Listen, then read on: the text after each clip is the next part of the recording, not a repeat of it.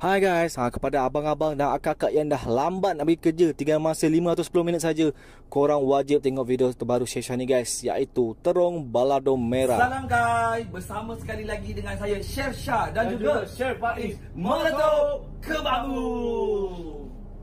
Bahan yang diperlukan cukup mudah guys, hanya terung dan juga hirisan bawang merah bersama balado merah daripada Chef Shah Meletup Kebabu.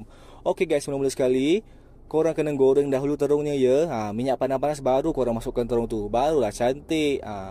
Goreng jangan terlalu lama, nanti jangan sampai hangus. Tidak tak cantik dah tak sedap nak makan guys. Lepas tu korang toskanlah terung-terung kita tu guys. Biar ada minyak dia ditos. Selepas tu korang goreng pula bawang merah yang sudah dihiris tadi. Ini semua sebagai hiasan saja. Tak ada pun tak apa, tapi nak nampak lagi cantik, lagi sedap, kenalah buat.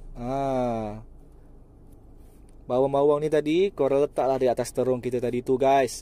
Selepas tu apa? Selepas tu apa Chef Shah? Selepas tu korang tuang sahaja balado merah daripada Chef Shah ni guys. Semua produk Chef ni dah tak payah nak masak lagi dah. Semua sama-samanya kita sudah masak. Nampak tak? Korang tinggal tuang saja ke atas pinggan, ke atas terung tadi tu. Dah siap dah guys. Ini makan dengan nasi panas dengan telur mata lembu. Ya Allah, memang bertambah lah. So tak sampai 5 minit pun korang dah siap masak lauk ni guys. So kepada siapa-siapa yang sangat busy, dah terlambat nak pergi kerja, korang wajib ada produk Chef Shah ni guys. Nampak tak kejadiannya? So tunggu apa lagi guys? Selamat mencuba.